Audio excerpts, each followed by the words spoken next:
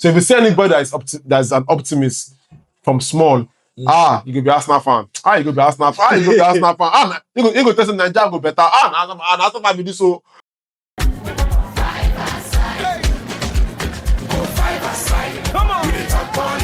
All day.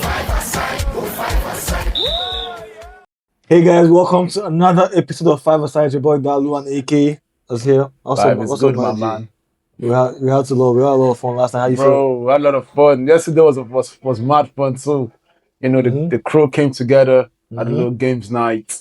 You understand, like, bro, drinks, water. But it's been a wonderful weekend. Like, to be fair, like, finally, Chelsea won again. Finally, Chelsea scored a goal. Finally, you yourself. You know, but it's a good one, man. Yeah, I think it's been a good weekend for both of us to an extent, I would say. Yeah, with the game night shenanigans. Bro. Our teams won. Fair. And our ops. Actually, the ops have not played yet, man. The ops are winning. Liverpool. The ops are winning. Everybody's Liverpool winning. won. Everybody's winning. City won. City's not my up. Not my up later, but not now. You have to be realistic to where we are. Like. Yeah. Pick your battles. Yeah. But yeah, I mean, it's been a nice Premier League weekend to an extent. Yeah. Arsenal. We can start with Arsenal's game. 1-0. I'm conflicted. I'm happy we won. I feel good, but then again, the injuries. These injuries they're not stopping. They just keep accumulating. And maybe when someone comes in, someone goes out. Like we just had, we saw Saka coming yesterday and how you saw his impact right off the bat. Now I'm looking at all those Saka haters from before. You cannot, you'd have to be just, I don't know what to call you if you see this kid play for us and feel like we have someone better on that rise. You just lie to yourself. Madueke is okay. But there's still that drop in quality. Like Saka, I still remember his first attack. You see how the defense backed up in the way they don't. That first action when he had the ball. They all started backing up. Yes. What was that? That's respect and fear. He's been a very good player for the Premier for years. So he really has that there's that innate respect and fear that defenders have when he gets on the ball. They back up and just inadvertently space is open up for you. That's something we missed. And that's a respect that Madueke hasn't really earned in the Premier League yet. I think the thing about Saka is because of how technically gifted he is. You understand? It's someone that even if you can predict him, just like we think of the robbery. That's Ruben and Ribery, right? You know when Ruben cut to the left, you know that what is obvious is finding that rare end, right? Same thing for Ribery, even Odyssey right now. You know once it's cut, you know that they don't put it right there. It's not just about respect, about you know what's coming in, but how do you stop it? You can't stop it. You understand? So having that thought alone messes with defenders' mindset. You understand? Because like we are professionals, we know what to do with closing here and there, but the stopping it is the problem. You understand? And I feel like someone like Saka, he has played in the Premier League like over 3 seasons now. I mean, way more. But I'm saying 3 because that's why I feel like he imposed himself as I'm the bad guy. Yeah. On a high level, like I'm a bad guy. Yeah, you understand. So he has experience and he knows he can. Like attackers can smell when the defender is shaky. Yeah, they can smell when these guys, reach. Same way, defenders can also smell. They can smell when the attacker is not confident. Not confident. Yeah. Thank you. That's good. It's like a reverse psychological kind of thing. So I feel like someone like Saka, that first action is just what Arsenal have been missing. And I take it back. I don't think any Arsenal fan is actually, talking bad on Saka. Yeah, I mean they were. I feel the thing is there's expectation, and then there's talking bad on. Bro, I feel like the expectation on Saka is people demand a high level of him just based on who he is and the things he has done over the years for you guys.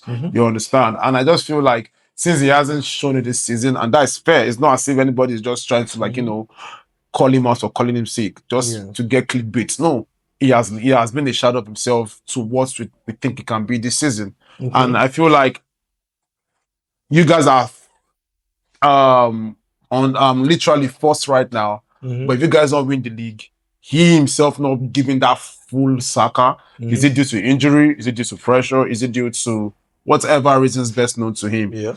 That also plays a part to you guys if you guys don't win the league this season. Yeah. You understand? So I just feel like it was refreshing for Arsenal fans. And even as a neutral, listen, after we banter Arsenal and everything, we still love good football. Let's call it a spade a spade. So as a neutral, looking at Saka, you just feel like I wish I had that player in my team too. You know, a fit Saka, a good, healthy Saka to speak. Bro, I think it's fair to say he's unplayable when he wants to play you. Because he's a strong boy, very strong lad. He can beat his man. He's good in 1v1. The boy can score. The boy can defend. So, he's a off the pitch, a composed kid. And he has that mentality, strength in him. You know, we saw that after the Euros and everything. So I just feel like it's just refreshing to see him. That first action, goal. I think we're shot on targets now. I think so it's beautiful to see, but that's Saka on one hand.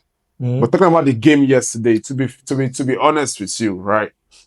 I just feel like when Chelsea won the league under Antonio Conte, games like this, that was how we played to win the league. Yes. Because it's not about playing pretty football, but it's by playing effective football to get the 3 points. Okay. You understand? And I felt like the game against Bournemouth and other games, you guys were not playing pretty, but you guys were not playing effective.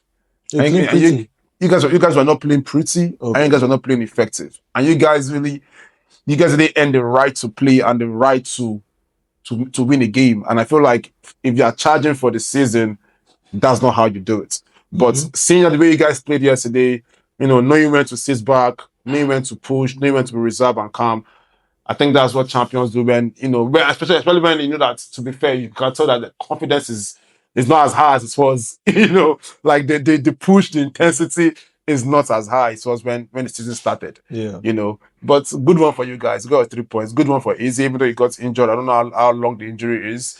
You know, I'm saying good one now because I'm in the calm mood, but best believe next week I'm not going to say good word. So what wasn't going to get up the Saka thing? We saw Saka come back and we saw him show what we've missed in a long time. And the criticism, I feel, to an extent, has been fair. A lot of it has been a little bit over the top, especially with the whole Gyökeres conversation. Talking like, oh, he's selfish, he's this, is that, Saka is this, Saka is that. That's quite silly to me, especially considering, look at the facts. I think he's like top 3 most created chances in the league, clear-cut chances in the league. This season? Yep. Wow. Apparently. I gotta fact check that, bro. I think you should. Producer. But he says Saka is the third most creative player this season. He's amongst the top. Based on what? No. He said top 3. In terms of what? I think it's one of either clear-cut chances, or I don't think it's created chances. I think it's clear-cut chances. I think it's amongst the highest in the league. What kind of Mazi fabricated? No, there are 2 different stats. Yeah, created chances, clear-cut chances. Okay. Apparently, he's one of his top 3 in one of those. I think it's clear-cut. So, I think it was what was this popular stats thing? It's not FootMob. It's not FootMob. It's not Optajo.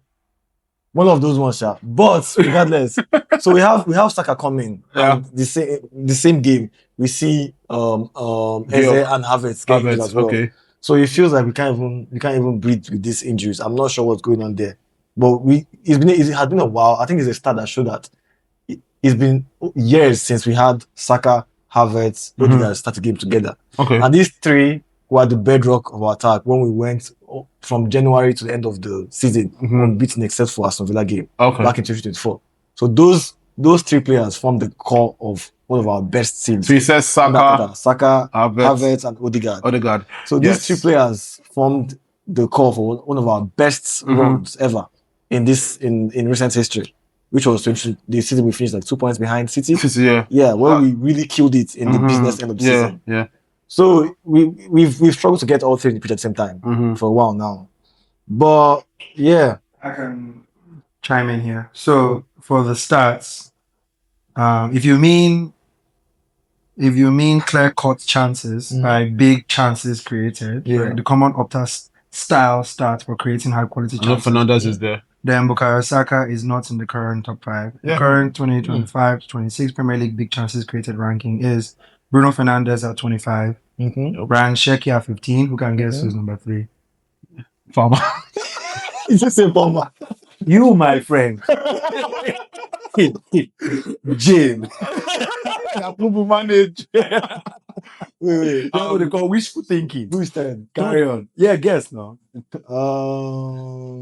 Tell me the club. Is it? If I tell you the club, you get it. Is it like it a a big top 4 club? club? Yes. Or it's a top 4 club. Yes. Absolutely. Who's top for I mean, let's think about it. There's no way you're not in the top 4 club if you're you're creating the money chance. No. Actually, he's in Arsenal. Odegaard? Rice? No, it's Rice. Oh, Rice. Oh, wow. Rice. 14. Declan Rice. 14. Wow. Followed by Morgan Rogers There at is someone- 12. And finally, drum roll. So Palmer. Pedro Neto. Anyway, I have to go and find that Saka's nice. So yes, go back to your point in which you're trying to make. But yeah, basically the injuries seem to look like they're becoming a factor again, but that's something where the depth the depth that we have should make up for. And so far, I don't think he's making up for that.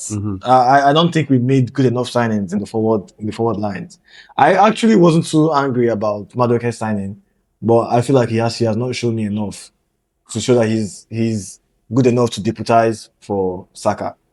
Honestly, I mean, maybe not to the exact same quality, but it's something close. I don't think we're getting that from him. He has had some good games, don't get me wrong. He's had some very good games, but I think we still need to buffer up in that part of our team. It's the forward lines. And something I've always said from way back, when people were telling me, oh, the reason we don't win the league is a striker. I always said that is a capital lie. You cannot tell me the team that has scored the most goals in their history back to back, most goals we ever scored, and the reason we've not won the league all those years was because we didn't have a striker. What are you talking about?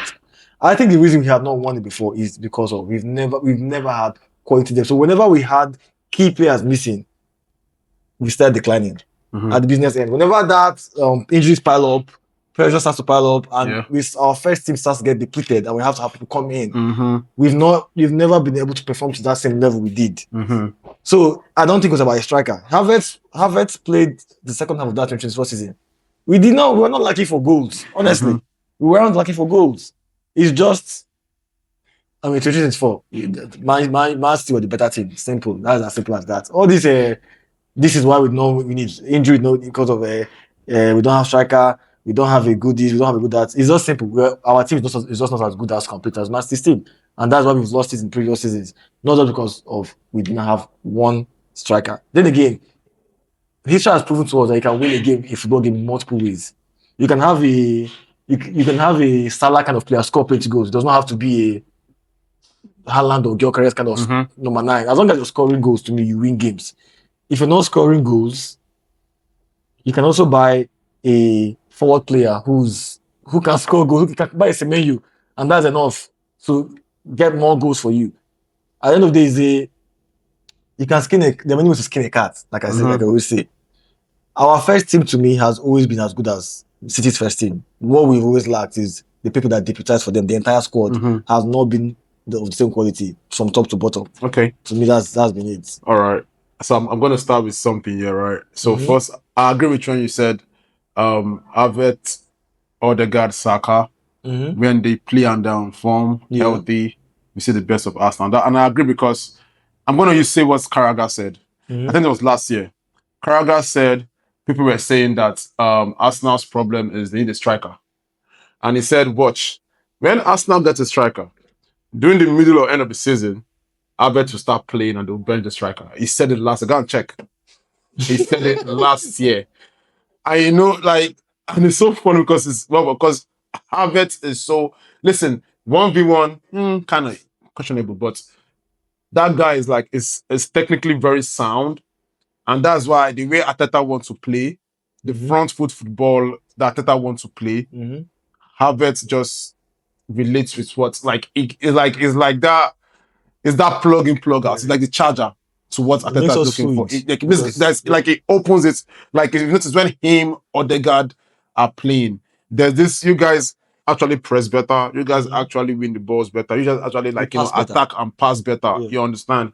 And then Odegaard yesterday, man. I know I criticized him against Man City, and not because I just want to. Because I always say, like, so much is given, much is expected. You are the leader of this team. You understand? And what are you known for, Odegaard?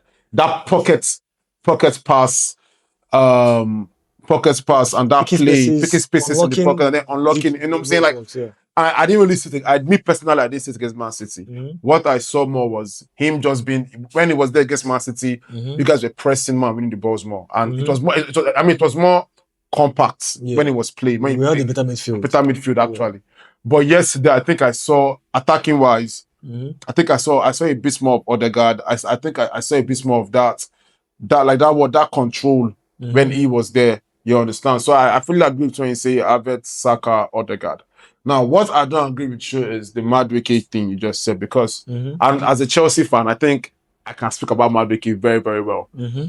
Madueke's problem, every Chelsea fan will tell you that it was inconsistency. And when Chelsea won the league again with Antonio Conte, we had Pedro and we had Willian. Yeah. And the beauty of two of them was, if Pedro is not firing, Willian will fire. If Willian is not firing, Pedro scoring some worldy goals that you be like, what? Where is this coming from? You understand? If Diego Costa, for some weird reason, is having a quiet day, somehow, funny enough, Batshuayi comes in and then scored the goal. He scored our winning Premier League goal, Batshuayi. My point is, everybody that was debuting for everybody was very, very effective. They knew their role. They knew I'm the deputy. You understand? Noni Madueke is an inconsistent player. He's consistently inconsistent. You understand? At Chelsea, that was his problem. He only had one good game at Chelsea, and that was against Wolves. That was against Wolves. That was the only game that, if I ask any Chelsea fan, think of Madueke, think of game against Wolves, when he put on IG, oh, this is a shitty ass stadium, and then he came in and then he scored a hat-trick. And that has been his, and then also his indecisiveness. He doesn't know where to cross or shoot, where to shoot, where to beat his man. And I'm like, Arsenal, you guys have shown good growth under Arteta for the past three seasons now. And you're going for someone to support, not to replace Saka, but to support Saka. And you're telling me Madueke is the guy? So we agree. I won't lie to you, man. Like, when I heard that you guys are going for Madueke, I'm like, God, this club, man. They just know how to, they even bottle transfer window. These guys know how to even transfer window. There's no trophy for transfer window. Arsenal will find a very wonderful way to bottle it. And it's like like when I think, like, I'm like, you guys saw Noni Madueke, and then I'm like, in the board of directors. What board of directors? Is Edu still there? No, Edu has left. Better. Yeah. Got the name self, obviously. Like, I'm like, you guys in the directors, and you guys, they're like thinking of who to buy to support Saka. He said it was going to be Madueke. I'm like, what happened to, like, how do you guys you guys are looking for Semenyo? Heard about it. Yeah. You guys are like, back then, we're just looking for Semenyo. Yeah. I'm like, at least Semenyo as Bournemouth was even more effective than Madueke. Even when it doesn't score. But you're seeing someone that is giving that constant. Madueke doesn't give that. What it does, it gives you flashes of inconsistency. And then because of a good PR team, which all these footballers is easy to get a PR team, for crying out loud, if you get our producer, you have a good PR video of 2 minutes clips, because it's that good. Because what they will do is they will just compile the good things you have done, package it, and then they'll sell it out. No, yeah. So we're in agreement in Madueke. I would say initially when they first bought it, I was like, oh, okay, I mean, someone that is going to be on the bench, because I know there's someone like Mr. May, you might not want to be on the bench. You want to actually play and be guaranteed that you start. So maybe Madueke is someone that they could convince to play second fiddle and not start games. But hold on. But I agree with you. Let me stop you there. Listen, if you sell a project to a player, for crying out loud, you are Semenyo. Arsenal is speaking to you. No matter how Arsenal in the mud is, Arsenal is still that club. Let's call it spade a spade. Yes, we'll laugh at Arsenal, but the history of Arsenal is still there. And this is the Bournemouth player. It should never be that bad. You understand? If you sell it to a player look at what Mourinho told Fabregas. He literally told him, I have this, I have that. You come in, you play pivot support 6. I get Costa, I win the league. It's that simple. If you sell it to Semenyo listen, we have everything ready. Saka is going to play so amount of games. You will support him. Saka will score so amount of goals. You score some amount of goals. And I guarantee you something, by the end of the season, you'll be a Premier League champion. You'll play in Champions League. If you sell it to a player like that, there's no how he won't listen to you and agree. I don't disagree with you. My thing is, I just feel like, that's why it's a mentality kind of thing. Because look at the kind of players that City are going for. You understand? They're not stupid. Look at the players that they were going for, who they went for. That is why City are where they are today. Wait. Come on, we've seen City sign so many players that did not work out over time. A Bro, lot of them. Every team, you will never get a 10 over 10 in your. That's what I'm saying. My point is, from your signing, you are setting a statement. You are sending a message to the rest of the teams of what your ambition is. I'm being real with you. The moment you guys signed Madueke, you just sent a clear message to everybody where you guys are going to bottle again. It's clear as ice, man. So because I don't know that. What do you mean you don't agree? I don't agree. What is what? And the reason why you don't agree is the reason why you move in the league. Because even as an Arsenal fan, this is something you should agree. Because I don't like Madueke. Producer, let us get. Can we Madueke. get Madueke stats and then compare it to Saka? Because this season, we are seeing a Saka that is not Cherokee stats. Nah, I'm saying look at video stats. You know what I'm saying? Like you can still judging player, but Madueke Slay, how old is he? 2023. I was not. He's not the best person we could have gotten. I agree with that. But buying Madueke and him not doing well, doesn't stop you from going and buying someone that is better than him. Yes, and you make mistakes. I literally told you guys this. Remember, I said it in our previous pod, and I said, you guys saw your biggest Pep, reinforcing transfer window. Okay, you guys, it was clear that Saka is not having a good season. And Saka is having, and even injuries affecting him too. That's fact. And the guy that is replacing him is also not turning up. That's fact. You cannot win the league like that. Why didn't you guys go for something even if it's a loan player? Even if it's a loan, you know what buying players do to the team? It put the other guy on their toes, man. It's as simple as that. I agree that going out in January and buying somebody else, that will show ambition. I 100% agree with you. But what I would agree with you is that you cannot. I still think if we don't win this league, it's not because we did not sign someone in January. It's because we bottled it. We are still more than good enough. But in every bottling, I don't think it's something. There's what we trigger the bottling. Yes, I do agree that when you started the conversation, you actually explicitly said that injuries has been a factor. Yes, and doesn't that then correlate to you not having enough manpower on your bench? Yes, but that losing to Bournemouth or drawing to Wolves. Our second team, Madueke also should still be more than capable to beat Wolves. Simple things like that.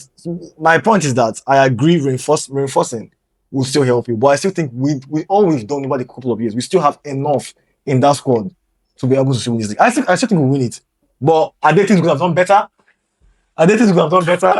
Yes. So you can win it with 85 points, but you could have also won it with 90 points. What I think is that, honestly, from watching the season, right, I think you have the players to be like, if Pep had this squad, I think he would have had a better shout. That's what I think. I agree with you. I think I still win with this squad. Absolutely. Yeah. I don't think our squad is not done good enough. madness. That's one. Two, I think the psychology of having won before is a really big thing. If you've not broken that duck, guy, mentally is distraught, man. It's a big problem. That's why even for us as Barca, when we lost Inigo Martinez last year, just that composure in the back line that we've been here before. This is what Madrid has rallied on for years. Right? Like, it's a big thing. And I think we need to put much emphasis to that. The psychological part. I agree with something you guys are saying, right?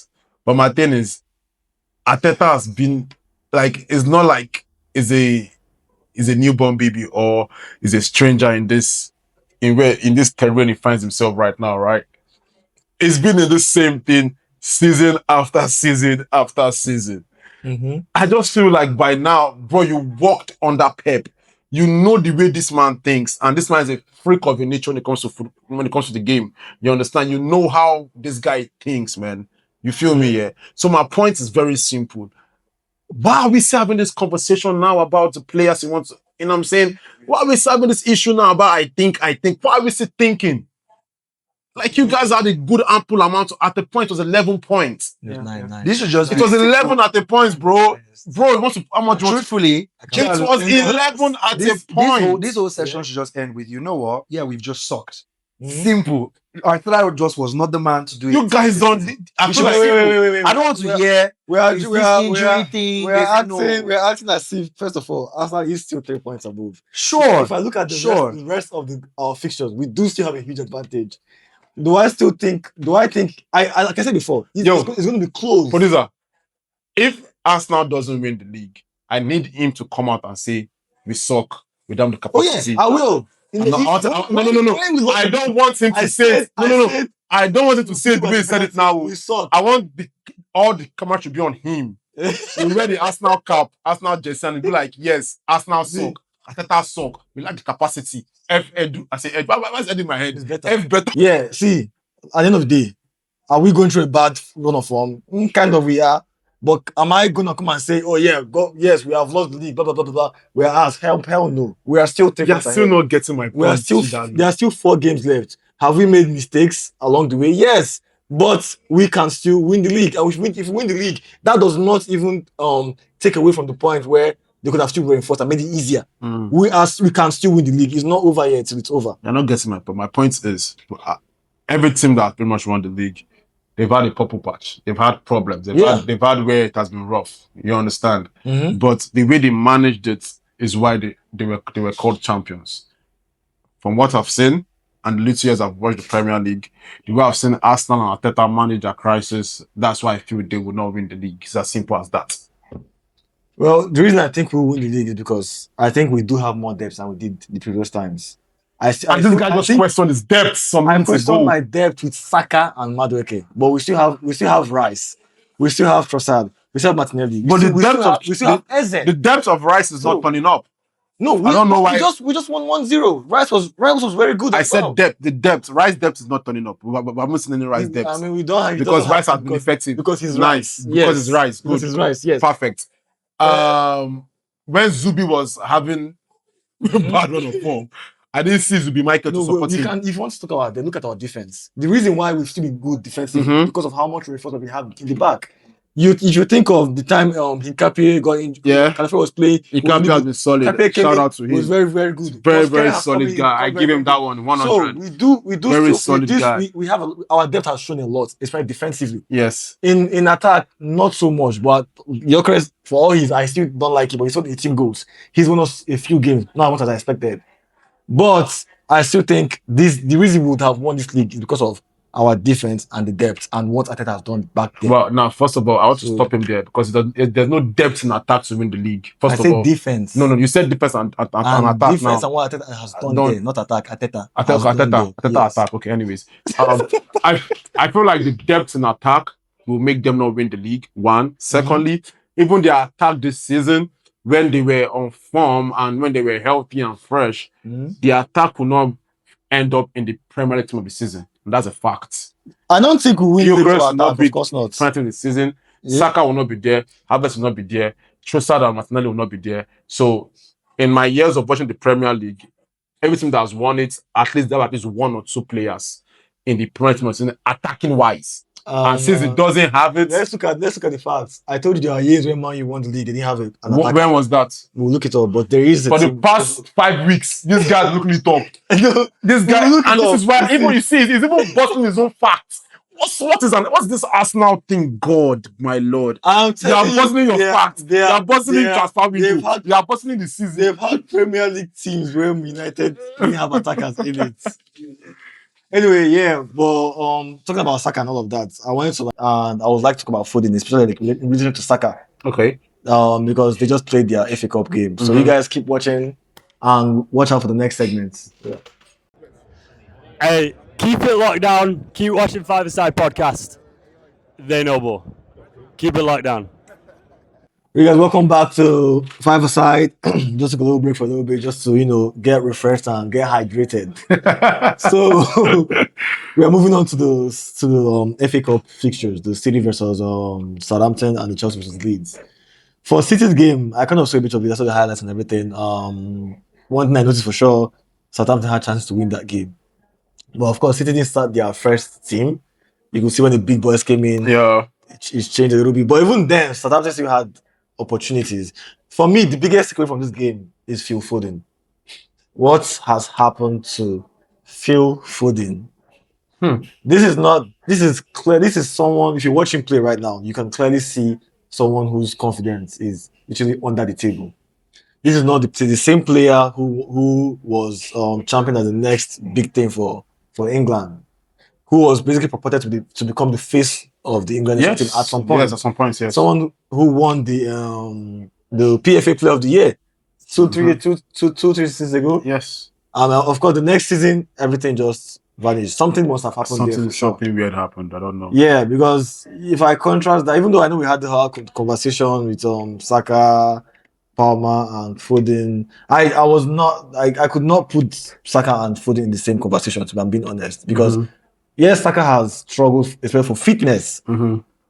I wouldn't say Saka. I've never seen Saka be like, oh my god, this guy suffering from lack of confidence. He just looks like a player who's not moving right sometimes when he's not playing well. But he's been the what's the word for this? The quintessential what's the word for it? Consistent. When you talk about consistency in the player, that's been Saka for the most part for Arsenal. Foden, to me, is almost the exact opposite. He had that one good season when he won the PFA Player of the Year. Ever since then, I haven't seen him anymore. I have a question for you, real quick. You've brought out the problem. Yeah, with Foden, and I agree with you, because I'll ask my question, but I just feel like this is the reason why Pep is Pep. That brutal nature, that brutal, you know what, laser focused. It's wartime. Before the season, it's all lovey-dovey, but when the season time, once Pep can sniff and but this guy is not ready, he's not in the right space to fight right now. Pep is dropping you. He's not been defending. He doesn't care if he called you the next best nata sliced bread or the next David, because he said that the next David Silva. That's what Pep called him. You understand? And to pour that heavy, the best talent is Messi. He's Messi. Yeah, he says Pep can say some really funny things just to make you feel happy, bro. You understand? Pep said Matheus Nunes is the smartest player I ever signed. That loan that's been I think he said he's not that smart. He said when they first signed him, when they signed him, he said one of the smartest player he ever signed. You understand? But my thing is, that just shows how brutal Pep can be. And you have to appreciate Pep for that. Yes, I know it's easy. We don't know what happened to Foden, but my question to you is, if you were in Pep's shoes now, take away Pep from the equation, because I think someone like people like Pep, Messi, Ronaldo, that just once in a lifetime kind of people. My question is, what would you have done differently to bring out the best out of Foden if you were the coach? I mean, he looks like someone who clearly needs confidence. I understand what Pep did in terms of taking him out of the firing lines, having other people talk about him, and having him come in for like lesser games or to do half cameos, because it depends on the personality of the player. If he's someone who thrives under pressure, there's some people that like if they feel intense pressure, they cuddle up and they go under. Apparently, Foden is more of a he struggles with confidence issues. I think I heard this former Man City player talking about that. Edu, I think it's Edu. He's Nigerian, but he's British. But yeah, so clearly he's someone who does not deal well under intense pressure. So that's the player. Yeah, Edu. Player. So not my bad. The Niger guy. He's on he be on ESPN. Nedu. Oh, okay. Yeah, They don't know. Okay. Yeah. Okay. So yeah, Right so on. I find it Foden is someone who does need to be kind of like who's cuddled in a sense. Yeah. Yeah, so that kind of person, of course, you won't just throw him to the wolves. I agree with how Pep is using him. Some a game like Southampton, of course, you play him if he's trying to get his confidence back. He needs to feel good about himself. So playing in difficult games is probably something you wouldn't do. Yeah, so you need to understand. I think Pep would not have gotten as far as he's gotten if he didn't have some level of man management skills. It's not you don't treat every player the exact same way. So of course, someone like Foden, you probably let him sit out of it. But there are some people that once they are struggling, they need to keep playing to play themselves back into confidence. Yeah. So that kind of person, of course, you probably keep playing. Someone like, let's say, maybe KDB might be like that. If he's struggling, he wants to, you keep taking shots. Yes, So one of them finally enter. Yeah. So it just depends. I think for me, what I would have, me personally, I think I'll have a talk with him, and I'll be very, very much honest with him. And that's why I have to tell him your Murillo inside of you, and just be brutally honest, because you've won it all, right? Yes, he has won the Champions League, Premier League, FA Cup, and all that good stuff, right? And it's just not happening right now.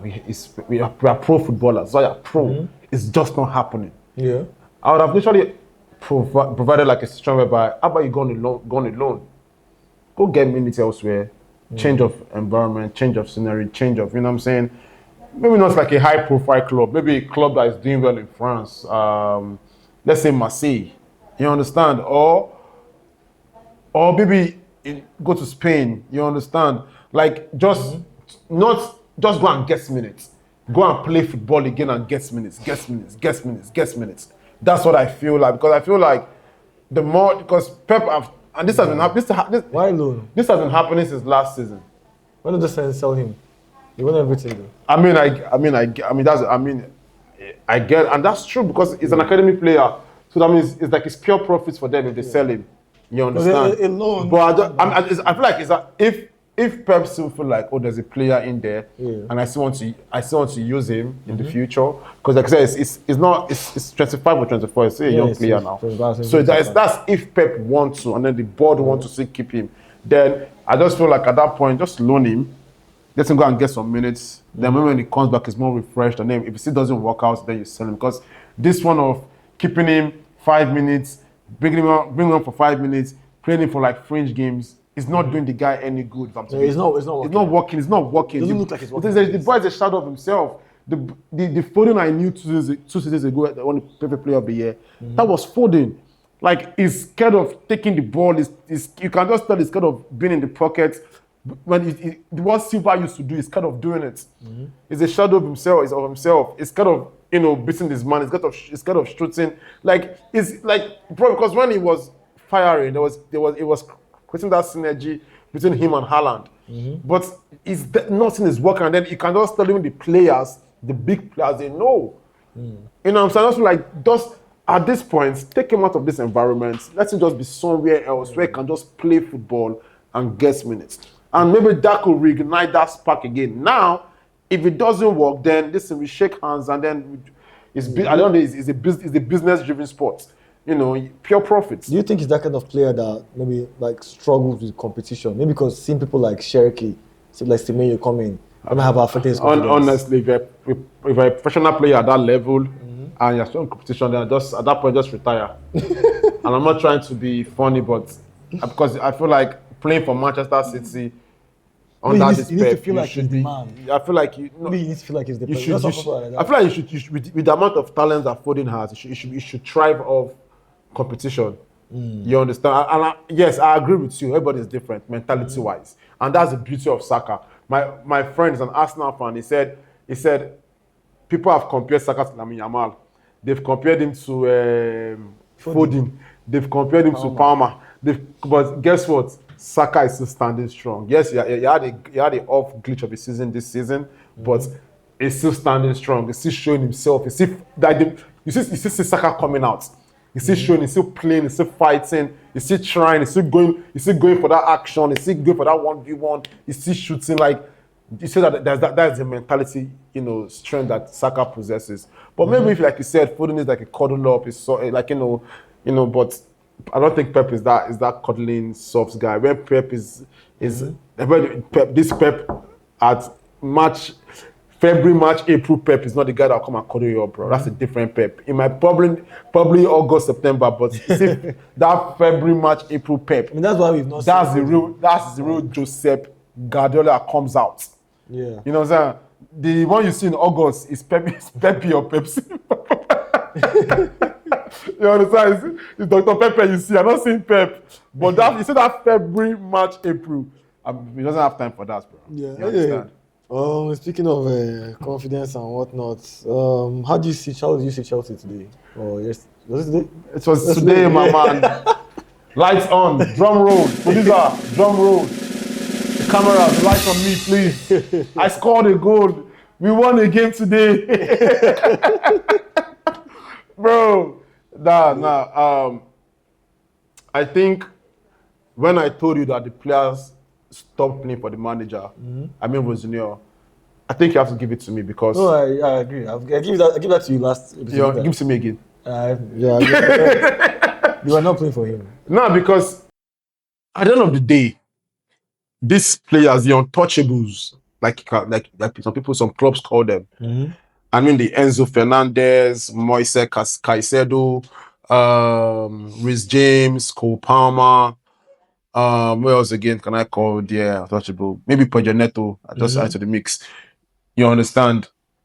Joao Pedro also, but it just communicates it. My point is, these guys, they want... See, footballers have egos, man. Footballers have egos. The ones that are shy, the ones that are loud, the ones that are calm, they will have egos. Because guess what? When they are done playing that club side, they go to the national team. And the convo is, bye-bye, how much of you win? You understand? That they are on social media that are seeing all these things. You think they don't see us that are whining Arsenal? They see footballers, they see all these things, man. So they want to win trophies.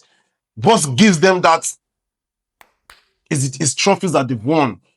You understand? So once a footballer is seeing that my club is not going in the right direction, and you're seeing the fans protesting, no matter everything that is going on, like the club is playing a deaf ear.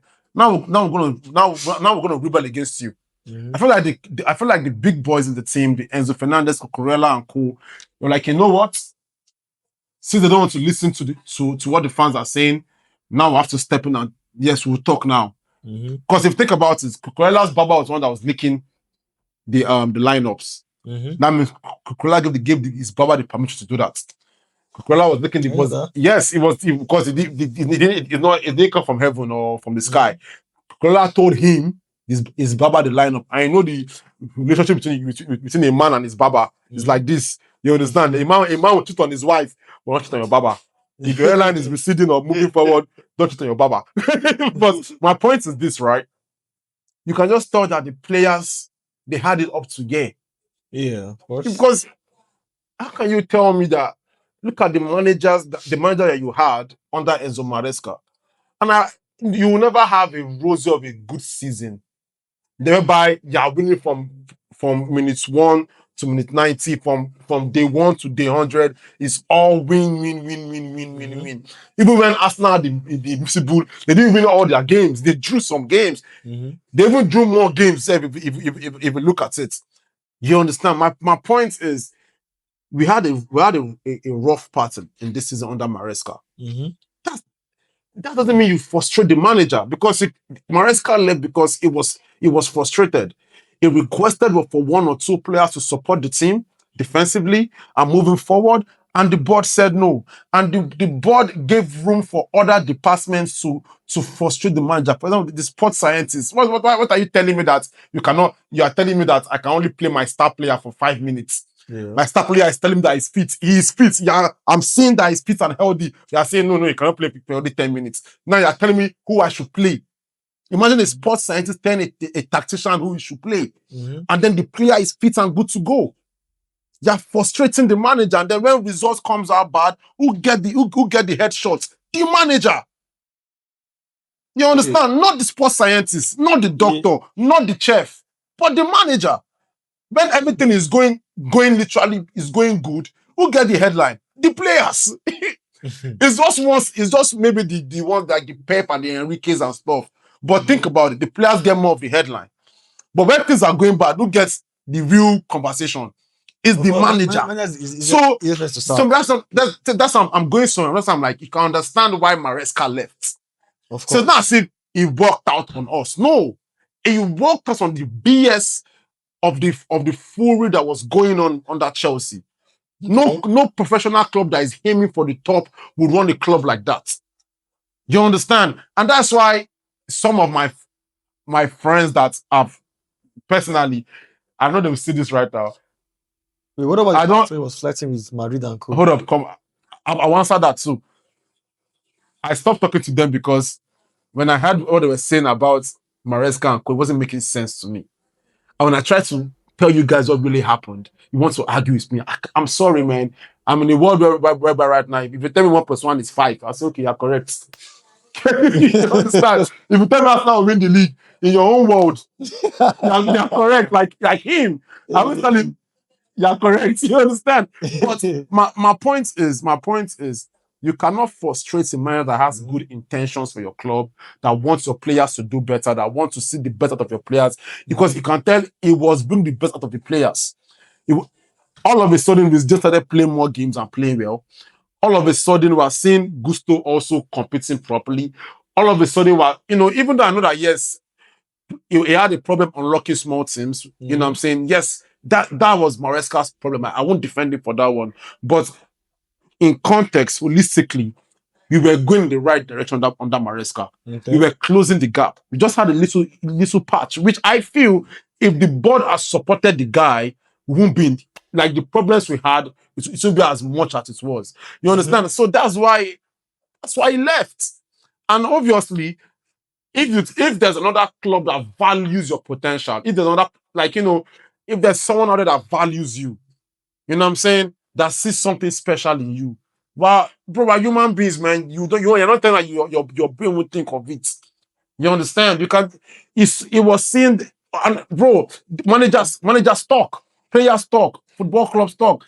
Trust me, what was going on in Chelsea was going. Other clubs are hearing about it. Why did they come? They'll be like, "Oh, I'm professional. I talk about my club. What concerns my club." No, what's trying to tell that, brother? I've had the gist in that club, but based on professional conduct, I don't want to cast them. Okay. But after this camera, follow me, go behind bars. We go talk the real gist.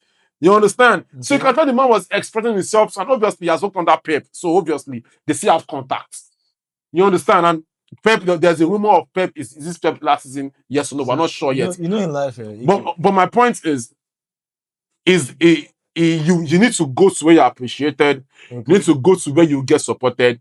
If you're not getting appreciated in a place, please don't kill yourself. You've expressed yourself. You've expressed your demand. You've proven yourself on what you can do, and they've stretched you to the last minute. My brother, leave. So any Chelsea fan that is riding on that thing of, oh, he left us, man. F you, bro. Even if you're my fan. Even if you're my friend, actually. Okay, he went on this whole soliloquy for 2 exits ago. Maresca was 2 exits ago. I'm talking about Rosinho now. I know. I know. I was going somewhere. So I was going somewhere before this Arsenal fan cuts me off. It's trying to bottle me again, but I will not agree. I will come up on that bottling shell. But my point is, now when they brought this new coach, right? Yeah. Like I said, it's obvious. The players knew that this guy was just not good enough. Tactically is inept. Capacity is not there. Like they say, didn't they? And they were not playing for him. And so they have to let him go. Look at the interim coach. Look at what he did. The man just reverted back to what works. But yeah, what works best for these guys now?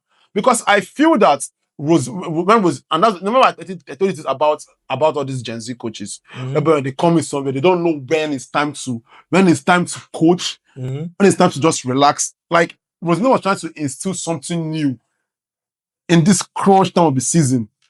You understand? Like. What is Mark Fernando that's doing that is special or that is out of the blue? It's just reverting back to what works for the players. What makes Enzo Fernandez play well? when he's playing that is box to box from the from an RMF, then he's chucking in space with the midfield, supporting them, adding numbers, and when he has the license, he goes to support the attack. Yeah. Enzo has, because he's a fighter. Yeah. He has that mentality, that dog in him. You understand? So just channel his strengths to what we affect the team, and then you will see the best of Fernandes. And that's what Maresca did, and that's what this guy is doing now. And that's why today's game, Enzo played the best game we've seen this season. You understand? He played very well. Like, he was supporting the team. He was defending. He was attacking. He was appearing in pockets. He was there in the heart of the midfield, supporting Caicedo and Lavia. And then he scored that goal again. Like, that is what a coach is supposed to do. And that's what made Guzidink perfect. When he came for, like, because when you're coming for like a caretaker interim basis, you're not coming to bring any new ideas. I just like, steady up the ship and get the players on the right mentality to surge on the season. Then once that is once you're done with that, then we can start the next phase of, if it's bringing a new tactical idea or something. So my point is, shout out to the new to Callum McFarlane. The expectancy ratio is not high, so and that is on his own side, that is good for him. And even that I was really surprised that he played Tosin today, but he literally said he played him because of Dominic Calvert-Lewin based on height. And if noticed, the first time we played Leeds, that he played Tosin. Maresca played Tosin. I agree with Maresca playing Tosin, but Tosin didn't want to sabotage himself and Maresca. You understand? But today, with all fairness and due respect, and just calling a spade, Tosin played well today. He played well. Aerial duels. He was very much very decent today. Even though, funny enough, Hato has been our best player for the past 6 or 5 games now. But Tosin and Chaluba pairing, which is always a calamity or casualty or anarchy, Tosin did well today. You understand? Even looking at Lavia, Caicedo, and Enzo Fernandez, you're seeing this whereby Caicedo sits, and then Lavia is just that, supporting Caicedo. You understand? Then Enzo chucks in from the right midfield to the midfield when they to support them, and then when he has the license, he goes for his box crashing runs and does the business. And it was working today. You understand? For some reason, Pedro Neto was doing very good. Of all the games I've seen him play for the past couple months, I think he played well today. João Pedro, even though I feel like the only mistake he made, the only issue he would have scored that goal. That goal that he missed would have scored that goal. But that's the levels that Pedro has over the lap. Pedro dropping in deep, just even to hold the ball alone. You think it's nothing, but bro, you're preventing a goal scoring opportunity. Because when you have the ball, they cannot score. And then you're creating channels for your wingers and your attackers to run into positions. So it does that so brilliantly, whereby he holds the ball, connects to the other players, and then he goes in there to try and added advantage up front. You understand? And that's something the lab doesn't do and doesn't know how to do. You understand? But it does it very well. I think my only issue today was the same person, Garnacho, man. And I had someone say it on Chelsea Fans TYT. It's a popular channel. Shout out to them. So the interview, so he said, if you want to reduce the crime rates in UK, just bring the criminal, right? And then show him Garnacho's comps.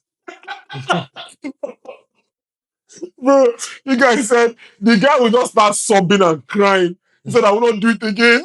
I will not do it again. I will not steal again. I will not kill again. Like, bro, just sit him down. Don't cuff him.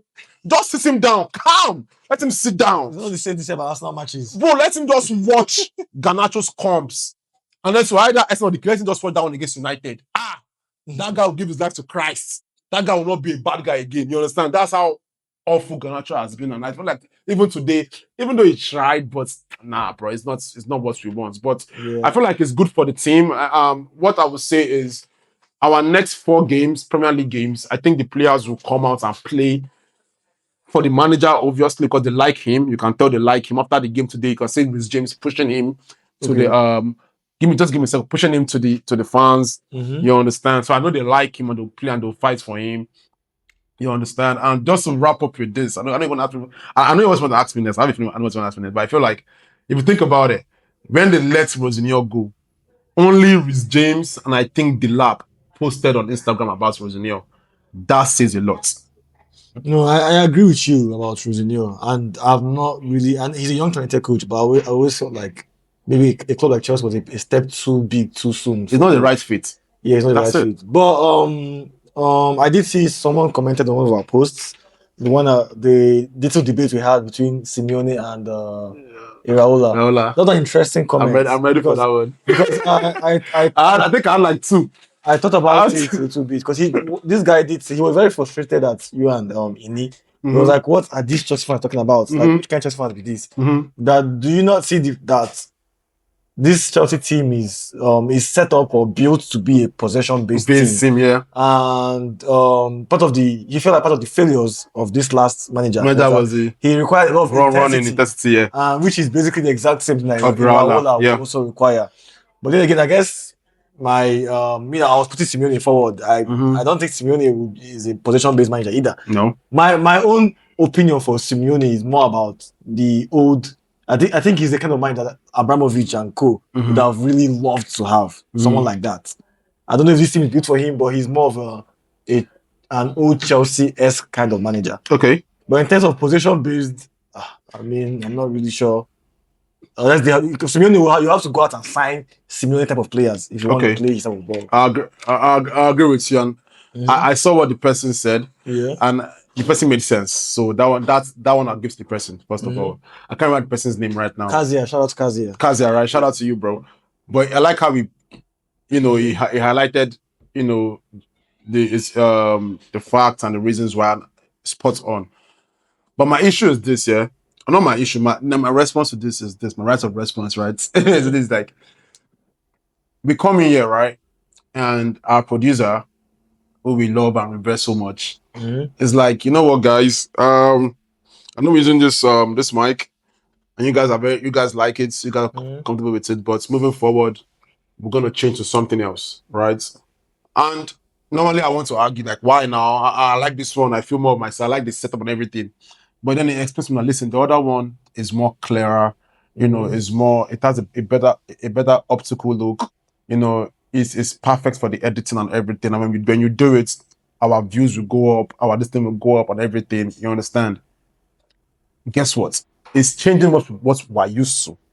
But now it's also giving the benefits of what to expect on what the next mic or whatever our setup will look like, right? Now I have to listen to him. My point, and then in that sense, you know what? I've worked with other production crew, and when they use that mic, it's perfect. And then it shows me the numbers. And I thought women will lie, but numbers don't lie. I'm like, okay, fair. Moving forward, let's try that other mic or whatever sets you want to use, right? Okay. And Anthony Raiola, even at Raul, I did my little research at Raul Vallecano. And even at AFC Bournemouth, that style of high intensity, pressing, versatility, you understand, that is how he plays, right? And they press high, the fullbacks press high also, and you saw it when they played against Arsenal also. But what makes Iraola's own special is they're pressing out with a motive, right? Now, that they win the ball, and once they win the ball, it's made support progression. You understand? And then they know who to press, and they know when to press, and they know where the spaces to press. So he himself, he has mastered. It's not just running for running's sake. So he looks at the opposition, and if he points spaces where attack from here, attack from there, attack from there, and you will win the ball. And when you win the ball, they are systematically, properly drilled on where to attack. You understand? And the movement per se. The pattern of play is not just based on vibes, it's all planned.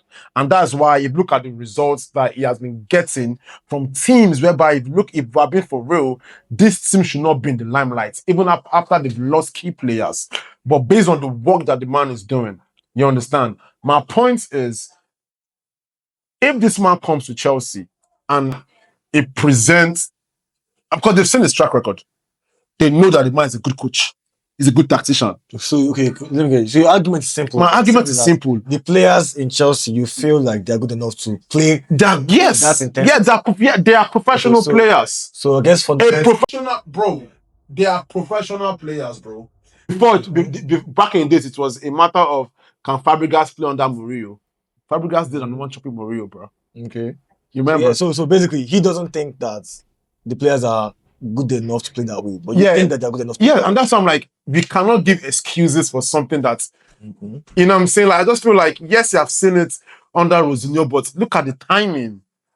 No, look at the timing that Rosinho is bringing this kind of play. You understand? Even under Pochettino also, and that's how I agree with him. If Poch was trying to bring this intensity plan, then it affected our players' injury and everything. But that's why I said under Iraola is carefully, systematically drilled properly. You understand? Like if you look at Alex Scott, right? Alex Scott knows when to run. He knows when to press. He knows when to beat his man. He knows when to drive in. Look at this. Oh, what's the other midfielder also? God help me. It's not Tavernier. The guy that partners with Alex Scott. I can't remember his name. But my point is everything that Iraola has done so far, despite losing his key players, right? Once players start seeing results, they'll buy into it. No, that is true. But I want that to sit in for a little minute. That is true, though. Because think about it. Under Lampard, I don't know what Lampard's style of play was, to be fair. But then Tuchel came and started playing back to 3 full backs, 3 at the back, and then once we had our first clean sheet, second clean sheet, winning second, third game, first game, everybody bought into hook, line, and sinker. I mean, at the end of the day, I think we are just making these all hypotheses and everything. But if you think about it, there have been some great respected managers that have gone to clubs that they were not a perfect fit for, and they asked for their type of players. Yes. So I'm very, very sure that Iraola can go to Chelsea, and some players will not buy into that, and they will have to let them go and buy more players that will fit. Players will not buy into it once. And listen. Listen. And that's the beauty of. That's why football is. They tell you football is a results-based game, bro. No, but I promise you. Bayern, they had results, but even regardless, Kimmich didn't like his play. At the end of the day, it depends on the player. No matter who you are as a manager, some players will not buy. Do you think if they had buy into what do you think if that winning or not? Do you think if they had won the Champions League that season, do you think Kimmich would have been put up protested? They won the Bundesliga. No. Even though it was lucky. I missed with that BS. Dortmund missed with that BS. But they were companies winning the Bundesliga right now. They've not won. I'm telling you, if Tuchel had won the Champions League, you think Kimmich would protest? You know. Listen, look at right now as company won the Champions League. They've not, but you can see the amount of positivity coming out of Bayern Munich. Tuchel was in a similar position as company. They were winning some things, so they went fine Champions League, but they didn't win it. At that, we kept hearing Kimmich does not like the manager, this and that. We need to buy Palinha. A lot of negativity was emanating from the entire dressing room. Yeah. They didn't like how he was playing. They didn't like that style. Simple as that. Fair. Yeah, maybe they might have won it, and then maybe next season they'll not be happy. But at that time, it's still a thing where some players have a bias towards the style of play. They just want to play that way. They might not really buy into maybe a negative football. Like Hazard and Mourinho apparently didn't really like the way they were playing. But Chelsea won, didn't they? Yeah, they won. Hold up, Hazard and Mourinho. Apparently, the next. No, hold on. You want to see the way Hazard scored a goal? Or what? No, that wasn't just on a Hazard Mourinho thing. That was a collective. Remember, they said we had the rats. The rats. They said there was rats in the team. That wasn't just Hazard. There was a whole narrative. No, Hazard. No. Okay. No, please. This is my club, so don't sell anything false. You can bottle your club and bottle your club stats. I won't let it fly for Chelsea. Okay. You understand?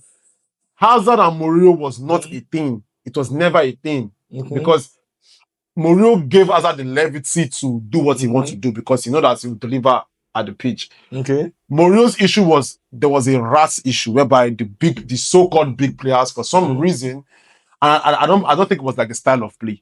Really? I don't think so. Because that was a very popular rhetoric at the time. I don't think it was the style of play because the big boys they already had, you know how Mourinho always played. So why is it all of a sudden now not like a style of play?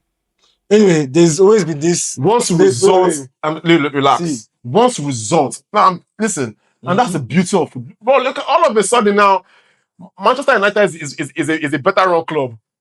all of a sudden, listen, this same season that they were the laughing stock of the league under Amorim and co.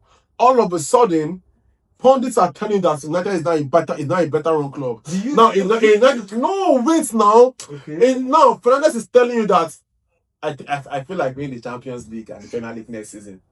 Now, a United fan is no even was it one of the players said it. No, I'm coming. One of the players said it. He said, I don't think we'll be in this position previously. Like we didn't envision of being in this position previously.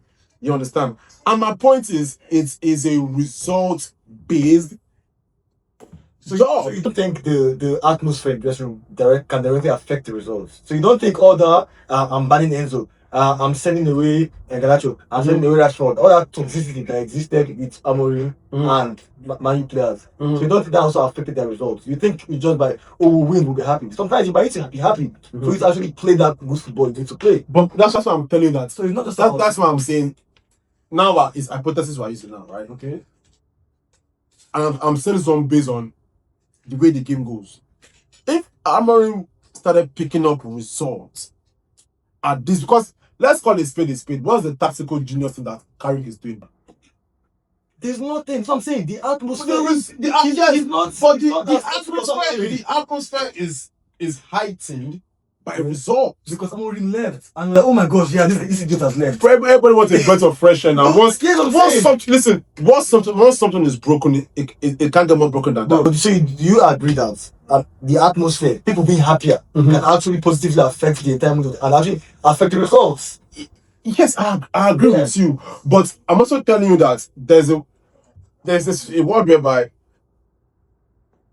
a good percentage of the team, or not good is not the right word, but a fair amount of the team not really feeling the tactical part of how the team is playing or the physical part of the team. For example, players will tell you, I don't want to play under the country. They will tell you because we will run too much. But guess what? They want to win, right? Bring Conte. Okay. We want to win, So if they're but please give me at least let me sacrifice my best right for one season and just get this trophy and just call it a day. Because no Conte will give you that one. So that one season, you are getting that trophy. Oh yeah, I mean that can you understand. And I tell you for free, players don't like playing under not all, but most players, because Conte demand you to run. That's what I think about it. That's why this guy, this player, this boy, Scott McTominay, he had issues at United now. The fans were like, but when you go and run like a mad dog, Bewa, come here, my boy. You understand? And it's flourishing there. My point is, some players will not like the style of football and it will affect their mood.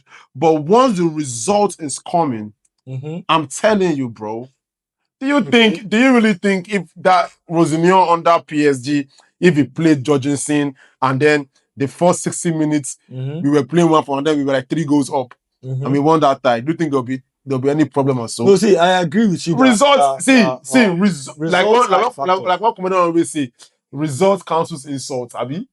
It's a result-based game, my brother. No, I'm not disagreeing on that fact. Results would help paper over some things sometimes. But at the end of the day, I still think the atmosphere matters a lot. That's why, you can have results for one season, but next season, all of a sudden, you see collapse. Yeah, true. Because Conte, that's why Conte was not a short-term manager. Mourinho too, actually. Not as someone that will come in 1-2 years, but the third year, they'll go. Mourinho for Chelsea for over 1-2 years. Yeah, but you still have you guys are not downplay. You guys are not downplay. How long did he stay? You guys are not downplay Mourinho like that, bro. After the first and he gave them that best season. Of course, and all of a sudden he fell out with a bunch of people. Whether it was what's the guy Abramovich or what? But there's more. He still left. He couldn't see this state. But listen. There's complexities in every complexity. Did he not follow? Does he not have a history of falling out with the? That doesn't mean it's like it's him that is like is the foundation of like a bad atmosphere. We saw what happened at Madrid. We saw he apparently fell with a lot of players. We saw what happened even in Man U. So this is fact. This has happened. Fair. The same as Conte.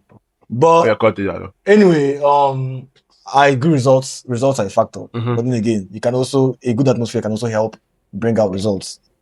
If you actually have if you actually have some tactical knowledge. Yeah. I know people say, yeah, company entered Bayern Munich. People are talking as if it's just about atmosphere, everybody's happy, but he has a style of play. Yeah. And he's a good manager. Yeah. He might not be good everywhere. In Burnley, he was not good because his tactics looked more. It was good at bowling. No, in Premier League. The way they were playing. It's quality of players, bro. Quality of players, but then again, you can say a good You manager. can just tell the identity of play on what you wanted to do. You can tell a good manager is a manager that can. People say you can adapt to your players. He did not want to adapt. No, it's not like you can just tell company is a proper Pep student. Yeah. They have a one way of playing football and they run with that way. Even Maresca also one way of playing and run with that way. Ateta one way of playing and run with that way. No, yeah. I think I thought that was Ateta, but it looks like no. I mean, obviously, it's bleed darling. That's why you guys are bleed darling in your position right now. But the fact is,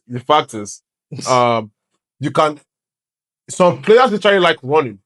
Some like playing tiki-taka. Some like playing possession base. Some like playing counter attack or transition football. The fact, like I'm saying, is as a professional footballer, you should be accustomed to adapt to any style of football. You should. So that's why I don't want the fans to push the narrative of it's like because like at this point the way we're spoiling we're spoiling players and spoiling football is crazy. And that's why I don't want to. You can call me old school. I don't want to buy into that. Now, players don't like playing high intensity football. I mean, at the end of the day, though, we have a Pep company, and we have a Bielsa or that Tottenham guy. What's his name again? The Tottenham man, Ange. But on the other hand, you can also have a Ancelotti. You can have a Mourinho. You can have more pragmatic guys that actually tweak their tactics based on the kind of players they have. They will tweak it. Ancelotti will not tell you. I agree with okay, you don't like running. Yeah. You can play.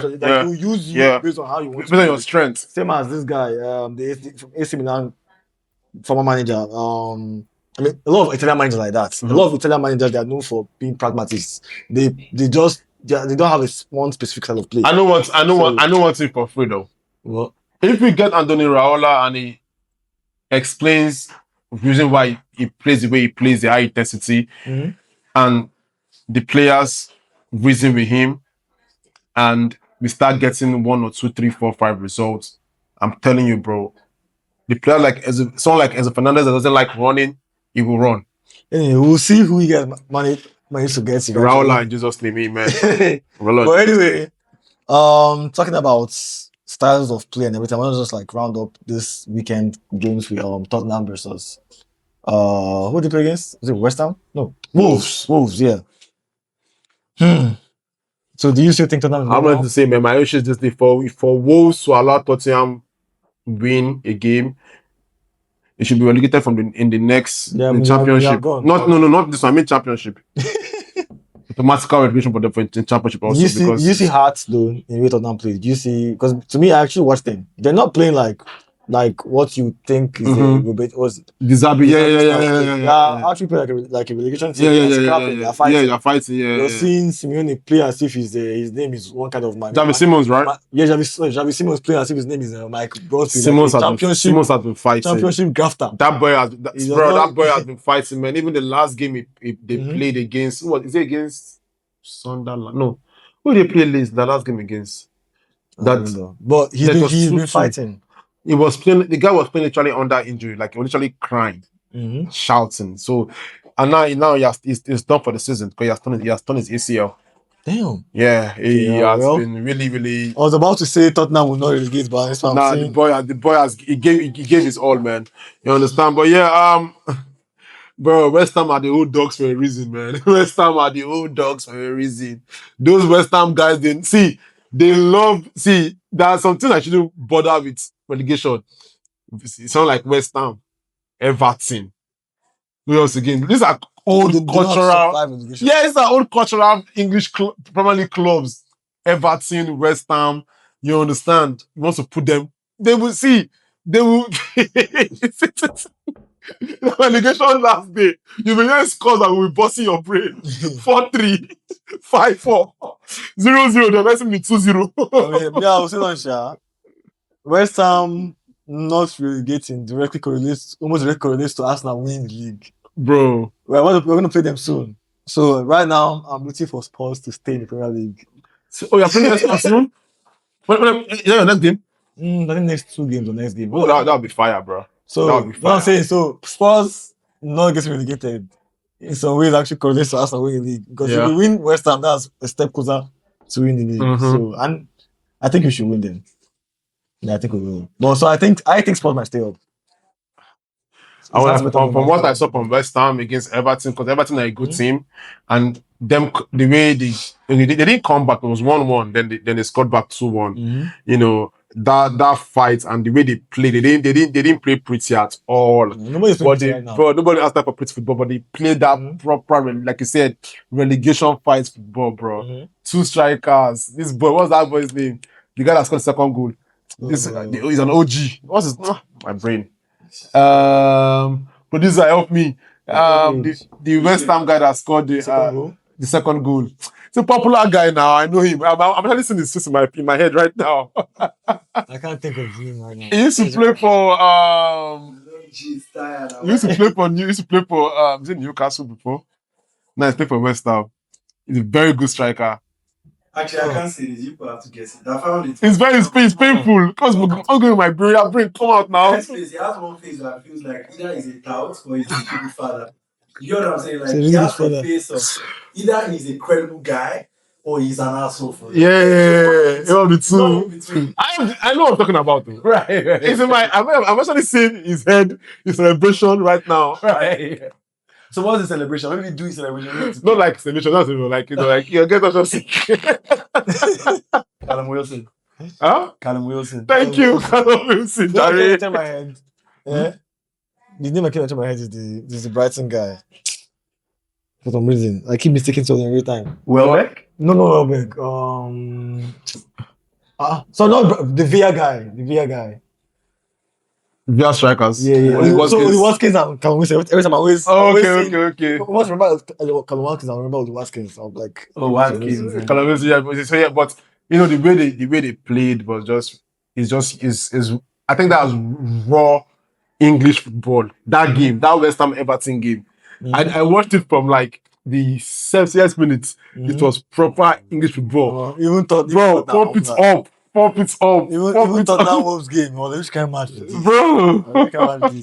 But anyway, though, yeah. But that's answering your question. I said Spurs relegating though. Yeah, I mean, I'm hoping they don't. And you won't get your 6 point next season from them. Trust me. we will. Don't worry. Not from me either. So We will. You are normal stuff. Normal stuff. Producer, I don't go hold me. Producer, See, I want to do this guy. once now, I guarantee that Ateta guarantees us is a win over Chelsea every season. So that one is not a problem. And one thing that Ateta also guarantees us is second every season too. Well, someone said if they were giving a trophy for being second, I thought was bottom this. I'll fucking go first. Signing out. That's actually what he needs to do. Bro, even bottom it, bro. They should say the trophies are Bro, he's a specialist in bottling. That was a good one. I can't lie. He's a specialist in bottling, bro. You know Mourinho called Wenger specialist in failure. Ateta is specialist in bottling. Like if it comes Arsenal P, right? What if you win the champs and you don't win the Prem? I don't mind. But Of course you won't mind. I mean, you know, would you be like, that was good, but it's not what we're going for? I think I'm in the belief you can be old school that your league is your bread and butter. I do want to be the best in my league, regardless of anything. But of course, the Champions League will go far distance in cleaning my tears. But we'll see. Anyway. Let's not sell the dream to that. Let's not sell the dream to that. That new Arsenal fan that is just starting live. Life is going on pretty much well for him. Let's not sell that dream. The youngins. What are we talking about? Then they win the champs. That would be amazing for their That would be. See, there's a would be factor in every constitution, but I feel like let's not sell the dream. There's some Arsenal is not in the Champions League. Arsenal is not beating PSG. You understand? The camera will be on him. Let's prepare in case you listen. I said there's a world where Arsenal go trophyless. That world is here. the world is today and the world is now. See, 4 cup opportunities. From quadruple to single and these guys are from quadruple to single and sachet. No, you have to fire this man. Really, when you think about that bottle from 4, the club no lose like how many trophies in one season when Liverpool goes to the quadruple. Sure enough, at what First of all, that's my question. Let's think about this first of all. Let's be objective. Sorry, bro. Relax. I'm the first to tell you sorry. Arsenal, your guy. Arsenal literally for the first time in our history, we are going back to back in the semi-finals of Champions League. First time in our history. For the first time, we've gone 4 years where we've been challenged for the biggest trophies. The quarterfinal Champions League, became second in Premier League, semi-finals back to back. Any Arsenal fan growing up today, all the things that I just said. Please get me a bottle, please. This guy said we are going back to back. As if it's like it's something more like that's never happened in Arsenal's history. That makes my point now. An Arsenal fan, that makes my point even better. Growing up today, he's seen Arsenal one of the best teams in the world. An Arsenal fan that grew up back in the days. We are coming fourth. Yeah, it's what we are saying. So, as a kid, it's a very different outlook. It's a very different outlook. I'm here to see, oh wow, how far we've actually come. Someone grew up today. I feel like Arsenal one of the best in the world. Arsenal is back to Arsenal is going back to back Champions League. I've won the Champions League 2 times. Hey, when was that? When last did you win? What you want to put down? When last did you win now? I won in this decade. This decade. What year was that? 2021 and 2010. How many years? I went in this decade 2021. I mean the last decade 2021. What's up now? I remember having a similar conversation with a Man U fan like 2016. It's been how many years now? They've not been anywhere close to winning the Premier League again. Close. We are going to win the Premier League. I'm not in the Champions League, but I'm doing more proud than you. You're doing it. I'm not in the Champions. I have a chance of winning the Champions League more than you. I have a chance of winning the Champions League more than you that are there. That was a delusional. That's delusional. You guys delusional? You guys are usually 10th. You're not going to win. You're not going to enter the Champions League. First of all, my point is this. My point. Yeah. You're not beating PSG. You're not winning the Champions League. So this one is out. This exists. See, bro. See. You can be a fan and believe. Mm-hmm. Yeah, good. You want to know about this? My Arsenal fan, you see, is an optimist to the depth of him. You understand? and I think the traits of an Arsenal fan is that they just delusionally so optimistic and it's like so stupid of them. So if you see anybody that is an optimist from small, you could be Arsenal fan. You could be Arsenal fan. You could be Arsenal fan. You could test Nigeria go better. And Arsenal fan will do so. Now you understand? It starts from there. So that's how he is. But I'm a realist. I'm like, bro, you guys are not beating PSG. So this one is out. Secondly, I said, what do I win on my 4 games? And then anything can happen. I can get in the Champions League again. I don't know. This man told me they were in title race when I first met him. First of all, evidence. They're talking about realists here. Someone that believed they were in title race earlier in the season. Everybody, every season starts. Every top 4 fan believes that in the title race. That's normal, bro. Nope. I was realistic to believe that I was. A City fan believes that the title race. A City fan, an Arsenal fan, Liverpool fan believes that the title race. A City fan, an Arsenal fan, Liverpool fan believing in the title race. That's very valid. But a Chelsea fan, after what you've seen recently, believing in the title race. I came up from winning a trophy. The preseason trophy. Did you win it? I was not there because I was not that bad. Can you win a trophy? I can win a trophy. What's the trophy? We win it. We are winning Premier League this season. You know, Trophy Lager Beer banned Arsenal fans from buying that beer. Trophy Lager Beer has banned Arsenal fans from buying that beer. So to ban a Trophy Lager Beer, you have to wear another jersey to buy that beer. You ban Arsenal and buy a Trophy Lager Beer. Either they will sell it to you or they will cut up your hand. Anyway, see, the only thing Chelsea can win now is Conference League, and maybe if they host another preseason trophy, you guys can win it. I'll never rule out Chelsea. But this Arsenal have won the preseason trophy for the past 3 seasons. Yes, now we name Race Cup every season. We name Race Cup. We want you guys in America. Let me bust up. Even that Race Cup trophy is not in that cabinet. Oh, it's there. What that's about? They win competition randomly. But anyway, at the end of the day, we'll see who's right very, very soon. 4 games left. Mm-hmm. And as for Tottenham, hopefully they stay up so I can keep winning every season. You know why I'm laughing, bro? You know what? Sorry to cut you. So I'm laughing.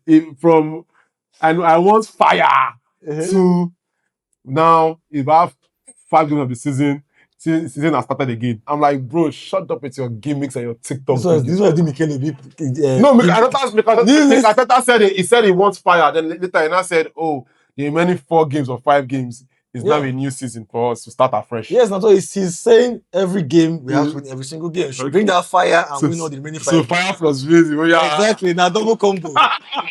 2-factor authentication. But anyway, I'd rather he stops giving all this press conference and just focus on winning. But we'll see. I think we're done with the games this past weekend. Am I forgetting anything? I want to just say before anything happens, bro. Even if Chelsea wins the FA Cup, which I know we can, because Chelsea in the final is a different Chelsea. Now I know one thing for sure. I want to just put this out there before we round this up. City are very good when it comes to Wembley. City knows how to win at Wembley, right?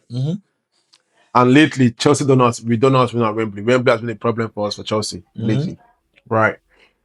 But also, it puts Chelsea at your own peril if you think Chelsea are the underdogs in the final.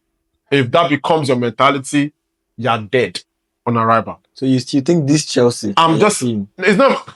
It's not the same Chelsea I want PSG. Are you saying? That's not win PSG, but you say we cannot win PSG. No, to win a trophy, I beat the same PSG. To win a Club World Cup, yes. You met them in Champions League. What happened? They'll meet you. You met them recently. No, but they'll meet you. They'll meet us. That's fine. And you also be blood because you'll be a fan. They'll beat you in the fan. You cry. But you will cry, bro. I'll be there. I'm always there. So you believe that this Chelsea? You believe deep down that this Chelsea can beat Man City? Now, what I believe, right, based on what I've seen, I believe that in a final, don't underrate Chelsea. In a final game, don't if you brandish us as the underdogs, you'll pay for it. City have paid for it before. That Champions League final, they paid for it. They did. You understand? So I've beaten Chelsea before City before in the final. You understand? When they had their own key players there too. You understand? So, but I just feel like it's a finals are one-off games. It's about who wants it more. So I just feel like if my players come out, show more dog in them, more coolness in them, I'm not gonna write my team off in the final. Yes, City, they're flying high right now. They are the contenders to win the FA Cup. Yes, I agree, but I will never write off Chelsea in a final. You will not do that either as an Arsenal fan. Will you write off Arsenal in Champions League final? I said even that second, if trophy there, I write off Arsenal. So if Arsenal not reach, you go forget saying now one-off game. I said, bro, if Arsenal trust me, if Arsenal reach that first and they won't bring that trophy, something will shall happen that day. Something weird will happen. I just have a feeling that these guys are just not meant to win trophies, bro. Okay. Well, you know, say we have the highest FA Cups in history. Have you ever tweeted? We've won the Champions League or Premier League before? Premier League? Yeah. In the craze. You never tweet them as well. Okay. Okay, you never carry IG as it's alright. You do it to a girl like, we are the champions, 20 kilograms. If you talk right now, end of season will soon come. We'll see. But anyway. But even if we win the FA Cup though, I mean our remaining 4 games. So if it's Bluco out, I'm down for Bluco out. Except something change, except they change their model of, I feel like now I'm being delusional right now, saying that part. But with what I'm hearing that they want to now bring in experienced players and young and useful players. If they do that and get a Raiola or even a Amien Jabi Alonso, I mean Fabregas has said no. But a quality proper manager. I know what I'm saying in Raiola. I give my reasons why. You understand? And with quality players, because if you can make the untouchables, give them a belief that with this project we're going to win trophies. They'll fight for you and run for you. I've seen it. You understand? These players have actually, even today's game, they proved that, listen, we can do what it takes to win a game. You understand? So if we can do the needful and support the team with quality players and a good coach, trust me, guys, Chelsea fans, trust me, they will do what they need to do to win trophies and make you guys happy. These players, the quality in the untouchables is there. My problem, like you said, is the depth. We don't have good depth and it's messing us up. And that's pretty much my take on everything. All right. You guys, it was a fun segment. It was a fun episode. Make sure you keep watching 5-a-side, subscribe, and share and comment as well. We'd like to hear your opinions. We'd like to see also discussions you would love to hear us, give our I opinions have a about. message, please. You might You have that a are message. there, you're watching me, I'm watching you.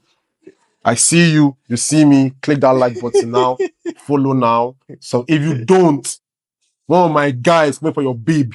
So please subscribe, follow, and like. Thank you. All right.